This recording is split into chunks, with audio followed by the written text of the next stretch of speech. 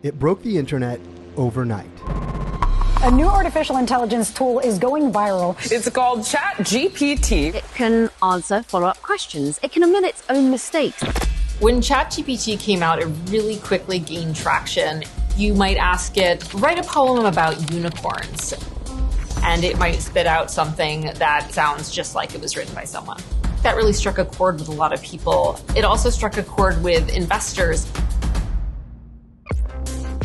Tech companies and their investors have sunk billions of dollars into building AI systems with the bet that these tools will keep getting more sophisticated and one day prove wildly profitable. There's this concept in AI that if you just sort of keep feeding an AI model more and more data, more and more compute power, that it will start to just sort of teach itself and become smarter and smarter. But progress seems to be getting a little bit trickier for some of these big companies. As expenses skyrocket, an industry known for moving fast and breaking stuff could be slowing down. I think the progress is going to get harder. When I look at 25, the low-hanging fruit is gone. They're trying to figure out how do we make these models that are getting increasingly expensive, eating up increasing amounts of computing power, worth that trade-off, right? If you're not getting this incredible boost in performance, what do you do?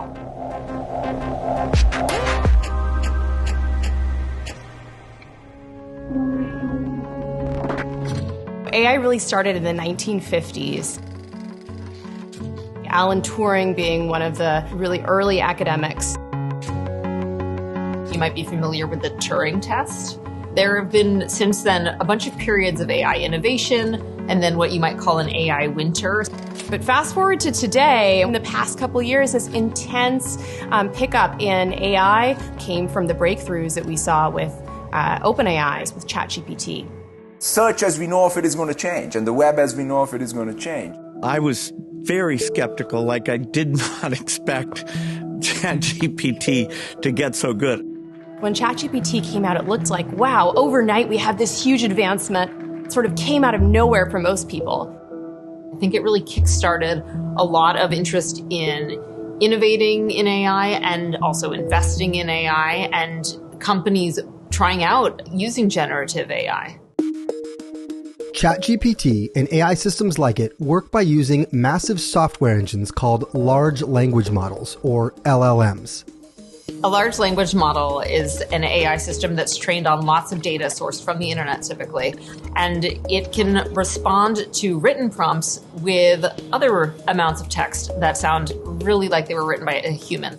To do this, these models use an algorithm to process the parameters of any given prompt. And this is how that unicorn poem comes into being.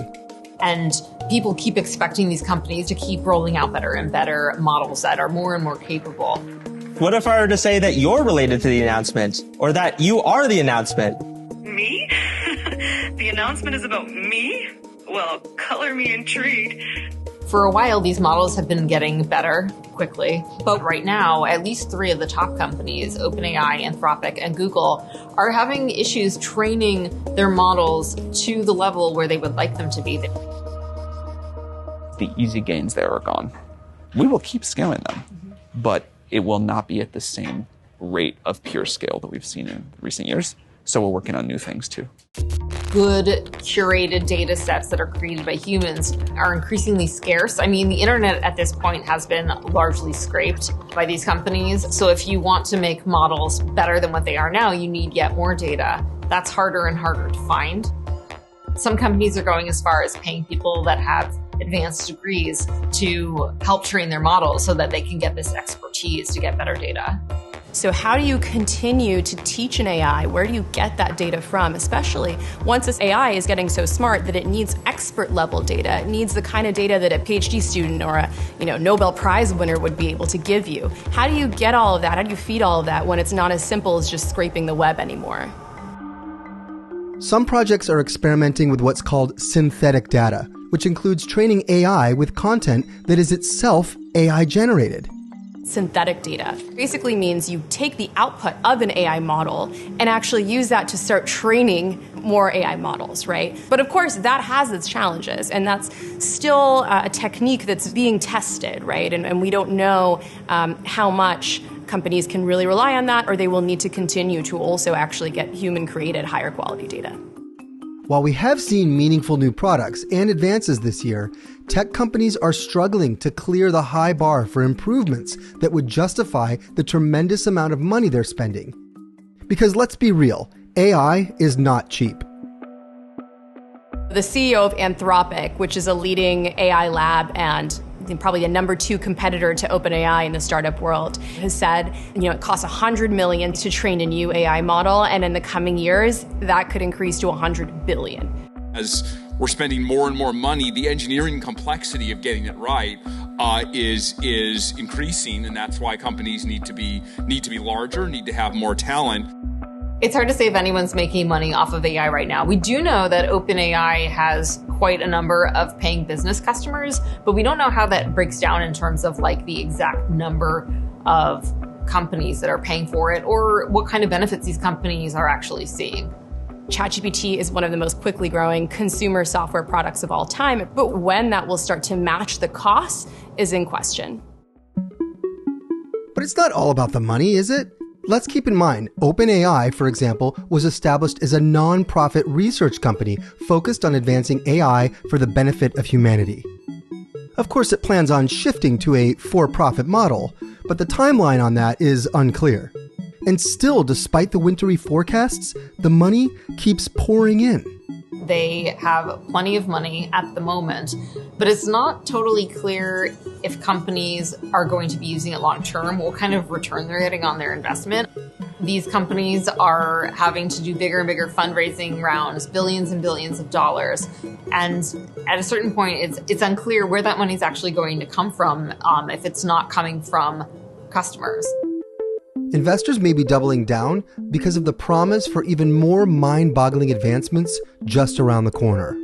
OpenAI came out with a new reasoning-based model recently, and the idea there is that if you sort of give these AI models more time to sit and think about a problem, that they can reason their way into giving a more accurate and more intelligent answer.